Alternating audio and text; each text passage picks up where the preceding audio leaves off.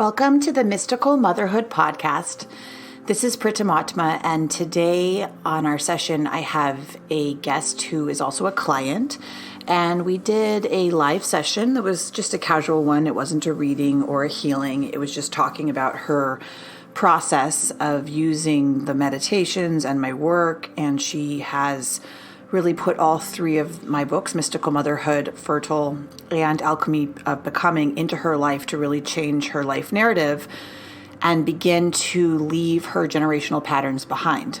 So we discuss this. We discuss moving towards your destiny, letting go of the density that prevents you from doing so, and letting go of huge family problems that sabotage your success and that you don't want to pass on to your children. So we go deeply into this and her work over her 2 pregnancies. She's pregnant with her 2nd child now, and how she was actually at a fertility clinic and she began to work with me, and she healed herself in a lot of ways, mentally, spiritually, and physically, using the meditations and the inner process I teach.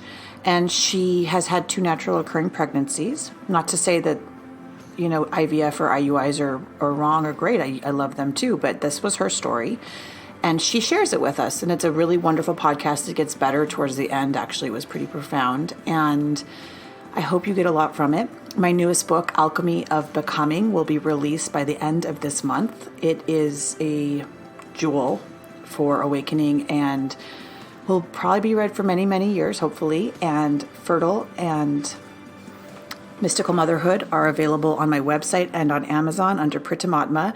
I have 3 courses available online too. You can go to www.mysticalmotherhood.com to see all 3 courses. One for healing generational patterns, one for conscious conception, and another one that matches my newest book, Alchemy of Becoming, chapter by chapter. And in this book, I explain the healing of relationships and the finding of a greatest love for yourself, and then the greatest love for your partner. So I hope that you enjoy these courses and my upcoming release of my new book, Alchemy of Becoming. Write me with any questions and leave a star rating for this podcast and share it on social media. It really, really helps the work spread. Thank you. So tell me how many weeks pregnant you are and where you're at in your journey and how you found Mystical Motherhood, and then also, or how it's affected your life. And then what do you want to work on today? Okay. So I'm a little over 14 weeks pregnant. We found out we're having another girl. And I mean, I came to Mystical Motherhood because over 4 years ago, I did a few things. One, I did like a 10-minute Kundalini yoga exercise with you, and it impacted me more than anything I'd done since I can remember. And that you sort of introduced me to that world of meditation and Kundalini yoga. And then I was just having a really hard time conceiving our first child. And my body wasn't working. I wasn't ovulating. I wasn't getting a period. People just kept telling me to relax, to go on vacation, yada, yada. And then I thought we had to sort of take drastic measures after about 2 years of just quote unquote trying to relax. And we did fertility treatments for about 5 months that just completely threw me for a loop. And I was depressed and gaining weight and not happy and hormonal. And I just kept thinking I had to push through one more IUI, one more round, and then we'll have our baby, even though I knew in my gut that I wasn't going to conceive my child in that sort of mental state. And I believe that was sort of right as Mystical Motherhood came out. and you sent it to me, and I started to read it, and I started to, and I think you and I did a session. We did several sessions throughout that time. And we came up with a plan to give myself like a 3-month break from fertility treatments. Oh, I remember they told me to have you break for 3 months and you'd be pregnant, I believe. Yes. And you listened. Yes. Yes. I listened. And that was around December. And so I stopped the fertility treatments. And in January, I got a period. And my fertility doctor was like, oh, that's just residual hormones. Your body isn't working, And even my husband was like, let's go have a meeting about IVF, cause he was ready as well. It had been 2.5 years. And I was just like, no, I'm gonna wait 3 months. And I knew that my body was starting to work, because the work that you and I did and the work in mystical motherhood, it helped me sort of release all of my food, control my desires to control my body. And didn't you also do the Kirtan Kriya? Yes, I did the Kirtan. Yeah, that. And everyone is listening, that regulates the menstrual cycle and helps with ovulation, I believe. Yeah. So I just think it was a combination of, the work you and I were doing. I was meditating at least 10 minutes a day, which was huge for me to start out with. And you had me build a little altar in what was going to be the nursery. And so I did most of my meditating in that room. And then I think it was, in early March or mid-March, I'd gotten 2 periods, and I decided to, sort of pee on an ovulation stick, just because even though the doctor said it was just residual hormones, I again felt like my body was working again. And lo and behold, my body was ovulating, which it hadn't done in God knows how long, but I knew it hadn't ovulated on its own in 2.5 years. And, my husband and I, he didn't, I did more of the meditating and the preparing from the mystical motherhood side. But it just, we knew it when we conceived our daughter. I knew it, and it was in love, and we were happy and relaxed, and it wasn't clinical. It wasn't, it wasn't stressful. It was carefree. And, 2 weeks later, I found out I was pregnant. And then I had my daughter 9.5 months later. And and then after having my daughter, I started ovulating again, and had not just ovulating and having a period, but having 28, 29-day cycles. So then when we tried to get pregnant with this baby, it took 2 months and no intervention. And it's incredible how, and also when Grace came, my body, the breast milk came in. She was, a pretty easy delivery.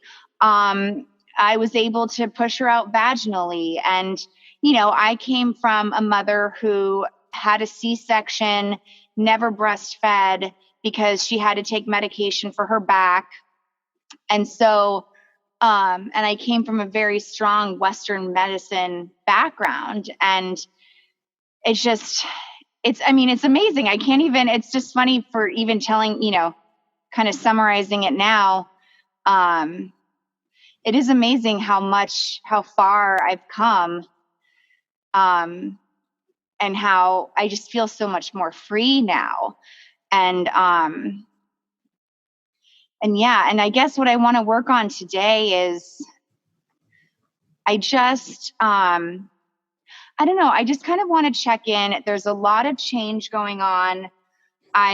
This pregnancy has been very, very different. I've been very sick. I've been vomiting a lot, which, I am 16 years recovered from being bulimic. So that has been difficult. I finally did call my doctor and she gave me some medicine to help, which has helped. But I feel like I'm already abandoning my 2-year-old. And I kind of feel like I'm back into that, like that sick, that I've always, like when I was on the hormones, like I was always sick. I was always tired. I was always in bed. I was always cranky. And, so yeah, I kind of, and yeah. What I'm reading for you is, first off, when I read for you last time and I saw the baby coming, you weren't pregnant yet, right? No, I wasn't. Didn't you get pregnant that month or something? Yeah. And Nicole, and I had my chart read in, like you suggested I do. I had my chart read in like August, and she said December, and I got pregnant in December. So, and I think you and I spoke. You said house and baby. And I was thinking more, what's my career move going to be? Yeah. And I saw a new house and a baby, and that's happening. Okay. Yeah. So what I'm seeing for you now is when we really, there's like, I don't know if it happens to everybody, but like sometimes we completely change our whole lives. And it can be, you can think of it as spiritual, you can think of it as something natural that's actually supposed to happen in your life, but you're going through a period of a complete transformation on a level that you've actually never gone before. And I know you think that you've transformed in the past, and this is not going to be like that. And I have a friend, when you were telling me you were sick, I have a friend that actually came to my house. A lot of people come to my house right before they conceive or around their 120th day. And it's very common for people to find my books right the day they conceive, or they find it within a week, or it's very, very interesting stories. And so she came to my house, and we were doing like a women's weekend, and it was her 120th day. So in the yogic background that I believe in, and you're coming up on yours, it's around the 17th week. The day of conception is considered your first day. And in this lineage of the yogic philosophy, the soul of the child comes in around the 4th month, or on the 120th day. And that's when you begin to talk to the child inside of you. And so we did a huge women's group, and she happened to have the 120th day with all of her, like basically her sisters. So we called the child in, and Isis came through me, and I felt it really powerfully. And she got very sick. I mean, not a little sick. Like, she got the freaking flu that weekend out of nowhere, and she couldn't get out of bed. She had 100 and something degree temperature and all these different things. Now, she has got a wild child. The child's like big blue eyes, like super powerful. Like, for example, I did these Kundalini meditations with one of my daughters in the womb, and she's the one who introduced me to the lineage. It's probably her lineage, and her name is India.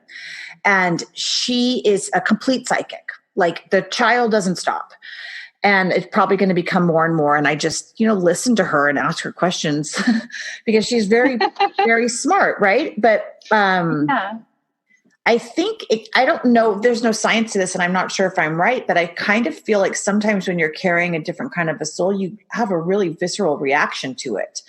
And the girl that was really, really sick on her 120th day, I mean, I think it was just, if you can believe in frequency, or you can believe in these kind of things, I mean, there was no rhyme or reason for her to get that sick. She's a healthy young aunt. She just got like 103 degree temperature right on the 120th day, or leading up to that. I mean, she was so nauseous. She was the most nauseous with that pregnancy. She was super sick. And it could be that her frequency is changing, could be that her life's changing. And you're kind of on the precipice of creating an entirely new narrative, which is something I talk about in this new book, Alchemy of Becoming, which you read. And it's like, how do you completely let go of the old story completely, and live an entirely new narrative in your life? Now, do you feel like this is accurate? Absolutely. Absolutely. Because my entire life has been turned upside down in the best way possible. And, just a background for everyone listening. Meghan was like may I say it's okay if I said your Yeah. name? Yeah. She was running her family's company, and it was very, very toxic.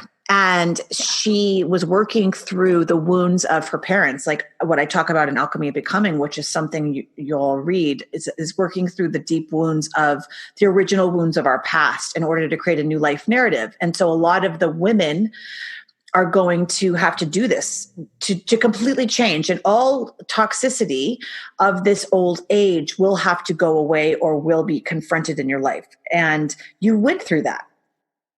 Yeah. And you let it go. And it's really creating your own narrative. And what does that look like? And not getting into that old past story, correct? Correct. Yeah. And when you read the book, how did it help you get through that? I mean, it just, because I felt like I was in it, like, it helped me see that everything I was feeling, because I was also getting physically ill, in the very, very beginning. And sort of, it gave me hope to see that there was something on the other side. And you are correct that I thought I had transformed myself many times in the past. I overcame a pretty serious eating disorder where I was throwing up 2 or 3 times a day for 5 years, and then stopped that and worked through it and healed from that. And then a few other, major transitions, but nothing like what I'm doing now. And so sort of reading that book while going through it and seeing that one, I wasn't alone, and 2, this was sort of part of the process, and that there is a light at the end of the tunnel,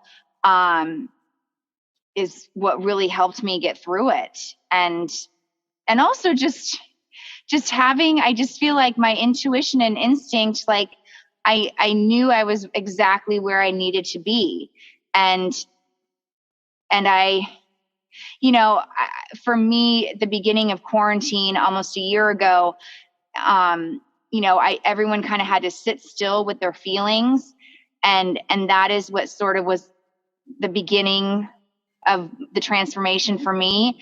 And I realized, I'm in my late 30s, and I don't really have toxic relationships in my life anymore. I always seem to have 1 or 2 female friends that were toxic in my life that I allowed, kind of like a bully relationship where I was afraid of them and would please them over my own needs, over my boyfriend's needs, etc.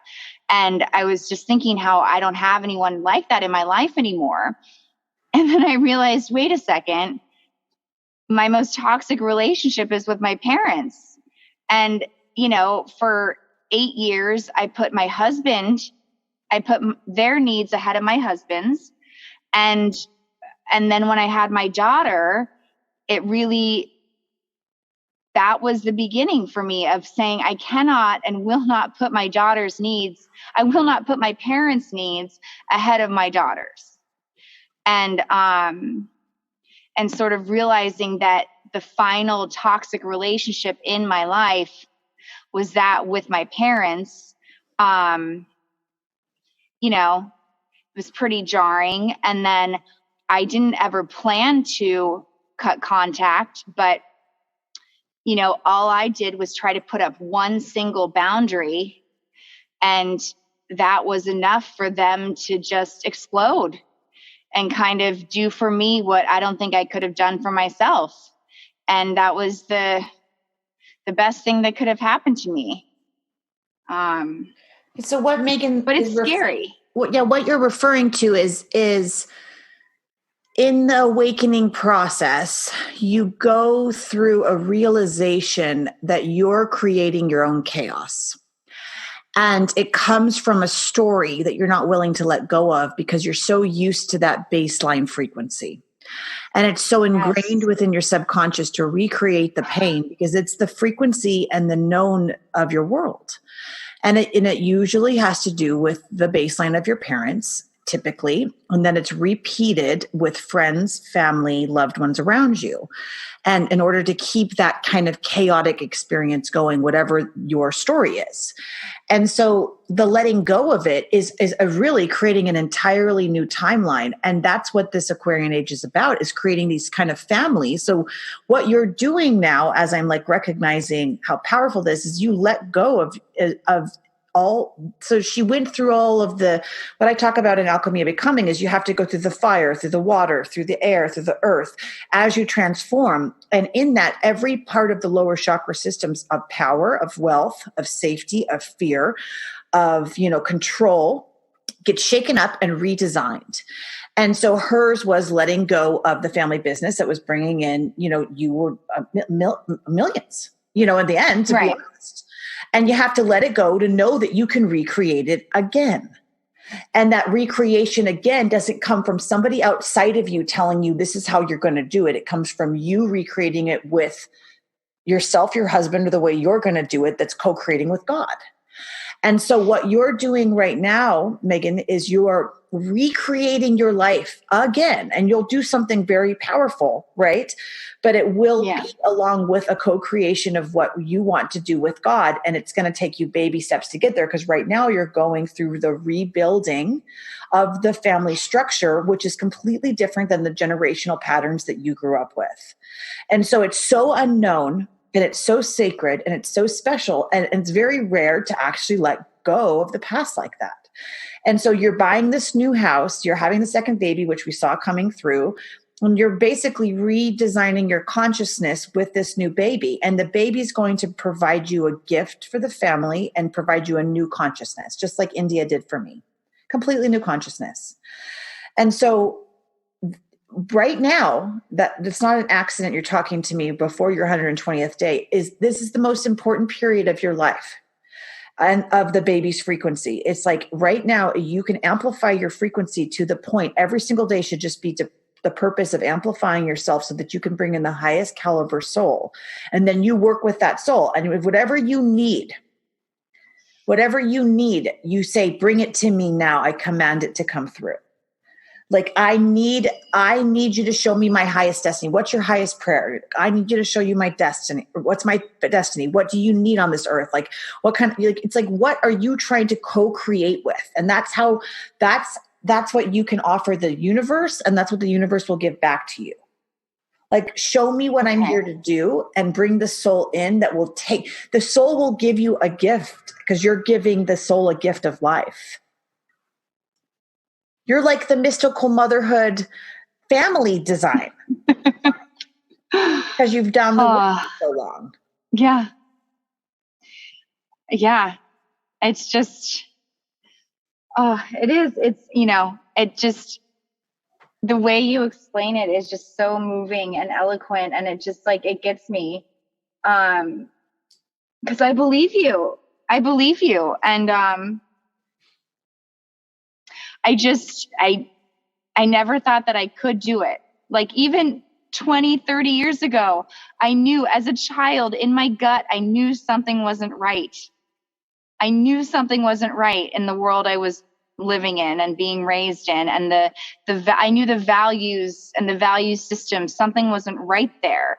But, as an 8-year-old, I wasn't allowed to question anything.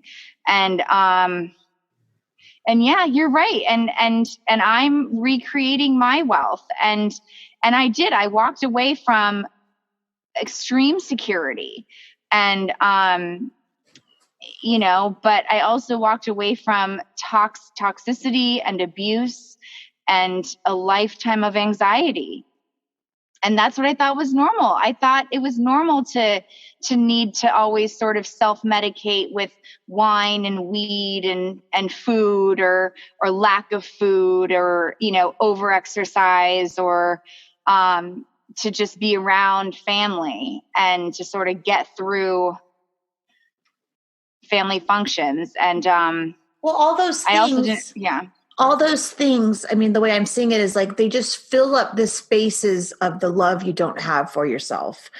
And people are always, talking about what self-love is. And And it's really looking at all the parts of yourself that need to be filled up with seeing that they were empty and seeing that there's shame and seeing that there's guilt and seeing that there's patterns, and then filling them up with like taking those out. But what all those things are, those sabotaging things that we all do and still do in our own ways, they just become more subtle, is they just don't allow ourselves to really see the parts of ourselves that are unloved. And this is an odd question, but it's a question to kind of look at as you said, I never questioned my reality, because you, as an 8-year-old, you're like, you felt something was wrong and you didn't, but you didn't know how to say it. And you didn't, you didn't know how to find your voice. And then as a result of not finding your voice, you overcompensate by, the eating disorder or the whatever, right?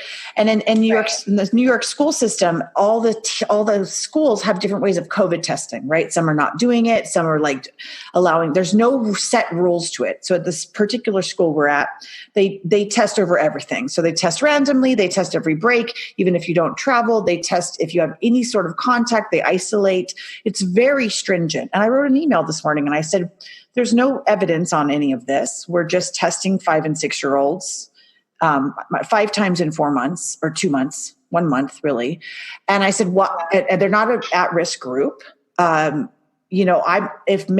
the other people have elderly around, they can test their child and choose to do that. And then I questioned it because it just feels wrong to me, because 99% of people aren't questioning anything.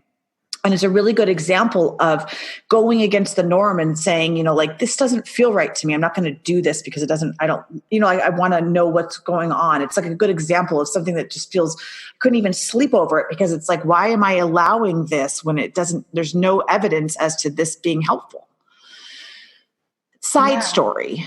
But I feel like more and more as a society, we're going to begin to question the level of control and get past these veils of ignorance on so many levels that it has to come on a personal level in order to manifest on a more macro level of change for this world, of the way things should be and what it looks like. And the old structure is going to hold back by creating a level of control over the body, mind, and soul. Yeah. That's a side story, but no, but that's very relevant. I had something similar where we're looking at preschools, and a lot of people around me are stressed out about preschools, and it's very typical West LA culture. And we did a Zoom tour of one that I heard great things about, and that a few different people I knew really loved. And the second the Zoom tour started, I didn't like it. I didn't like the director. I didn't like the way the tour was formatted. I didn't like the school. I didn't like anything about it, but I didn't question anything. And I still applied, even though my husband was like, I don't like it. And I'm like, oh, come on, it's just a Zoom tour. And then I still applied, and it was a very ridiculous type of application in terms of time consuming and whatnot. And then most recently, they sent an email asking us to send them a 3-minute video answering the same questions that we answered in the application. And I don't know, it just felt wrong to me. It felt like every other preschool has managed to work the process around COVID, and like you guys are blaming COVID on something, and now we have to curate a 3-minute video. And it was when I was in the throes of my nausea.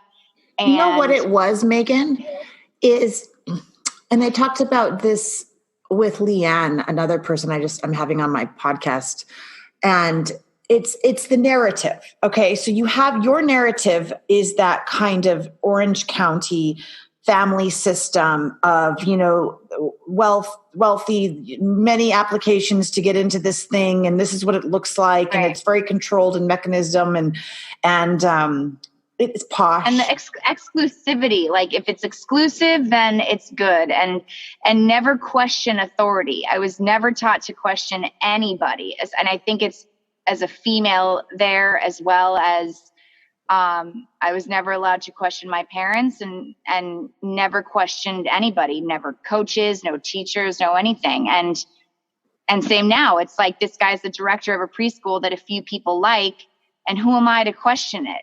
But it's your intuition, and it's the old narrative. Yeah. It's the old story sneaking in. So even if you blow through the big story, remember, you always get tested again. Yeah. The universe will always test you to say, are you sure you're done? Are you sure you're done? And then, of course, if you're living in the land of this, it's going to be around, but that's when you follow the intuitive guide of the awakening process isn't going to look like anyone else's path. It's just like that Robert whatever poem that's like, take the other road. I don't even know it. Right. But there's two roads in the forest, the village forest, and I took the one less traveled by. And it's always kind of taking that turn that it's not logical.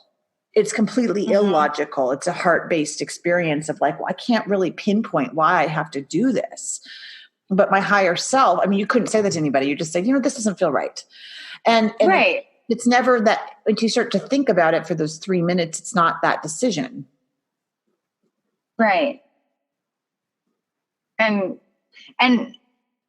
yeah. And it is funny because you're right. The testing, it's like, that was sort of a test, and we decided not to do the video, and I don't regret it. And I feel like I had my own little epiphany of like, I'm allowed, like, just because it's like applying to a school, it's a two-way street, and I get to decide whether I like that school or not, as well as they get to decide whether they want me there or not. And it's like, I've always been on just the, oh, please pick me. Please pick me. I don't get to think or choose or feel. And I feel like this is a really good lesson for me and my child too. And that, it's not all about doing what everyone else is doing because I need to blindly trust everyone else. I need to trust myself and my instinct. And it is probably great for many people. And for me, it just didn't work. And I feel like I got that second opportunity to sort of say no, and kind of follow my instinct, which you're so right with the little tests. I feel like you and I were talking about that recently, where I feel like I've sort of been through the war, but, it's like 37 years of a certain way of thinking, acting, and behaving. It's not going to go away in 6 months. And I'm really glad you just sort of reminded me of that. No, it's not going to go away in 6 months. And right when you think it's gone away, you're going to have another year of testing, of subtly raising your self-esteem in different ways. And for everybody, right. In my book, Alchemy of Becoming, I give the example of the wound as a relationships, showing up in relationships. Now, your wound will show up in different forms in different people, typically through women for you. A lot of times it feels like it's through women and relationships because that was like your mother wound, right? Everybody has a different sort of wound. So it shows up and it's subtle. And then you're like, wait a minute, you're so attracted to it too. It's always the bright, shiny thing. And then you're like, let me question this. Let me question the reality and see how because it's all just a universal play. It's literally a play in front of you. The universe is, all the people are actors of the past, the present, or just, and you can choose these narratives. Yeah. But until just to give you an example, until you know what you don't want, you can't know what you want. You have to know the opposite of what you do not want in your life. So you had to see that preschool to know I don't want this. Right. And it comes in all forms because we're not on a planet. We experience ourselves through polarity. And we know, and that's how we know who we are, is through the reflection. It's a mirror planet. And so we only know ourselves through the reflection of the world outside of us, which maybe other places it's not like this, but the polar the polarity of it helps us to see who we are here. And so thank God it exists. And everybody has variances of that polarity and experiences around it. Yeah. What are you thinking? Just that what you said about the females in my life. Because I do feel like more recently the women, I feel like, you know, my relationship with you, I've met, I have a bond with my acupuncturist. I feel like she's a healer, Celestine, and like a few other women who have come into my life recently. And that is really fascinating, that you just said that, because this, was a man, and that I was a little turned off by. And so I never really have thought about it that way. But it doesn't have to be women, but I'm just saying, the more you love yourself, the more the wound will disappear, and it will come in very strings of it. But then the world will then reflect that love back through you through all your new experiences. You can't reflect the sadness. I mean, just like the emotions I talk about in Alchemy of Becoming, of anger, of grief, you can't. If the emotion affects you, if you're incredibly sad, or you're really mad at the person because of that thing, or there's something in it within you. I mean, it's normal to have the emotion. I believe that. Like, I don't like to be controlled, or like this morning when I was mad about over COVID testing, I was just protecting my children. And so but it's not going to take my whole day up. Where, you know, if you're in anger, you may be angry all day, or if you're, and you're really mad at somebody because but they're just reflecting a part of you that need healing. And so as the more deeper you begin to heal yourself, you'll need less reflection from these people to show you the parts of yourself that need to change. And then you'll just be reflected back by like, wow, the things I love in you are what's in me. You know, the experience I'm experiencing through you is a mirror of who I am. How beautiful is that? Like, I just love to talk to you. We're having such a beautiful conversation because I'm loving myself, and I'm loving the thoughts I'm thinking, and I'm loving the co-creation of the environment I've just produced, that I'm taking full responsibility, that I own it, and I created it myself because I'm a co-creator with God or the universe. Yeah. Yeah. And that's true self-love. And that's when all the parts of yourself that were once filled up with the cocaine and the throwing up and the drinking and the over-exercising, like, you don't have to fill them up anymore. So you can fill them up with variances of reflections that actually are deeper. Yeah. Wow, that's powerful. And that's very touching. And then you're going to find that as you go on this awakening path even more, you'll find, and everyone who does, everybody in your life will change. And I remember when Celestine one day, it was years ago in Marin County when I lived there with my husband, and I said, I feel like I need to she goes, are you ready to let go of your soul family, of the family you're in right now? And I was like, she goes, once we cut the cords, you're going to have a whole new family.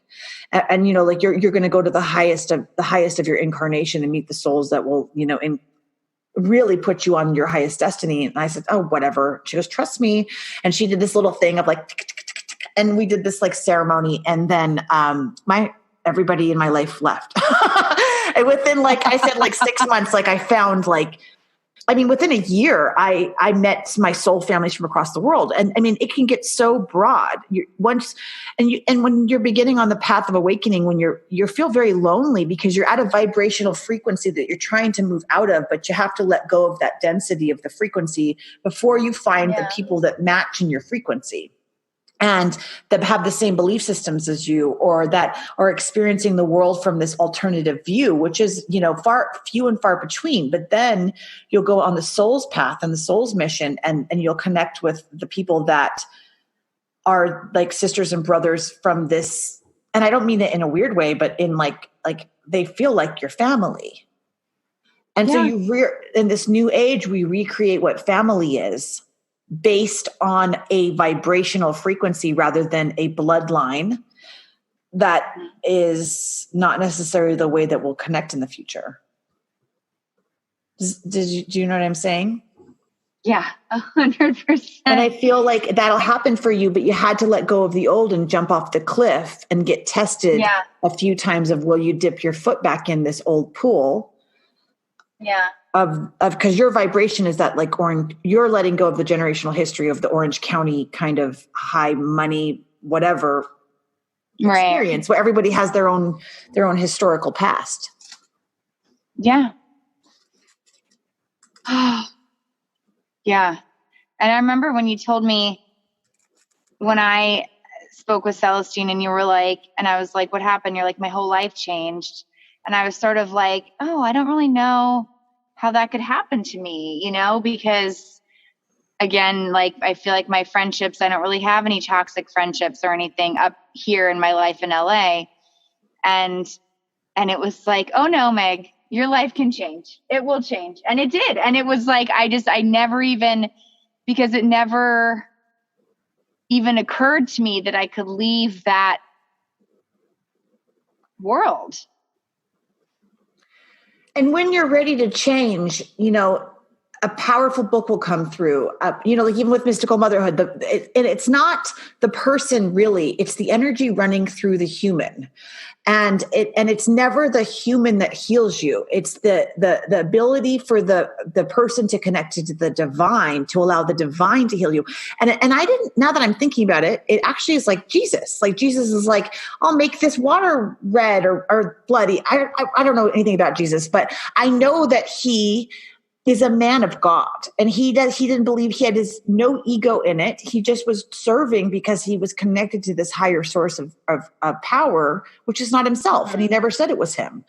And so when I bring on healers, which if anyone who's listening, like Celestine Starr is a wonderful healer that I worked with, and I did a podcast with her. You can find it in the podcast. And, you know, the more you awaken, the less people you find that are actually of this planet. And you'll find a lot of people that, you know, you begin to see that people are not so human. And then you'll begin to travel and you'll really begin to see of like there are different shapes. There's shapeshifters. There's, you know, energy vampires. There is fairy-like humans. And the more subtle you become, the more subtle you'll be able to read who's in front of you. So that person you didn't like, you might be reading that he is a past variance of an energy vampire like your father. And so that's what I'm reading for him. So and so you're like, I don't like him, but I don't know why. And so the more subtle you become, like I had a patient in the clinic the other day, and I was sitting there and I got so tired and I couldn't protect myself. And I was like, whoa, I'm getting really drained. And I was like, she's an energy vampire. Wow. And I didn't know what they were until I didn't really understand what they were until I read Dr. Christian Northrup's recent book called Energy Vampires. And I was like, that's what it is. It's a very good book. Anybody's listening who may be getting drained, but you cannot pinpoint it because you're used to the vibration. And so you don't know, you know, you need to know, you know, what you don't know what vibration is healthy, because if you grew up in an environment that wasn't healthy, it's your baseline frequency. So separating from that is actually creating an entirely new frequency in your body and your families. Yeah. And so you kind of have to have reference point of other people are like, no, it just doesn't feel right. Because you don't know what you have, again, until you know what you don't like, you can't know what you do like. Yeah. If you don't know any better, you have to learn over time and space of what feels good and what doesn't feel good. Yeah. Oh my gosh. That's so true. I want to read that book, Energy Vampires, because I feel like there are certain interactions or whatnot, or even phone calls where I'm just like exhausted afterwards. And, yeah. And my father was an energy vampire, 100%. And my mother too, I guess. Because I mean, oftentimes after spending time with them, I would become very sick, physically ill, for a few days after spending time with them. And that was sort of became the norm. And I remember thinking like, wow, I get sick way more often than my husband does. I wonder why that is. And yeah, it's just funny how the mind and body, like I never really connected that. And I am learning what my new frequency is because, yeah. And hopefully next time something like that happens, I'll feel it stronger and love myself enough to listen to my instinct from the beginning and feel confident enough to question things. Because I rarely question anything. Well, I mean, it's even like just as simple as like a woman who's, doesn't want to have sex with a man, but like doesn't want to displease him. And so she'll do something just because, she doesn't know what to say. And that's very common is you don't know your boundaries, or you don't want to make anybody upset. You don't want to hurt them. Like you can give them a chance. And that's really not really loving yourself enough to say, you know what, this doesn't feel good to me. Yeah. Oh, so true. Oh my goodness. Anything else before we go that you want to work on? Or are you feeling good? I'm feeling good. Yes. Oh my gosh, Chelsea. Yes. Awesome. Yeah. Thank you so much. You're welcome.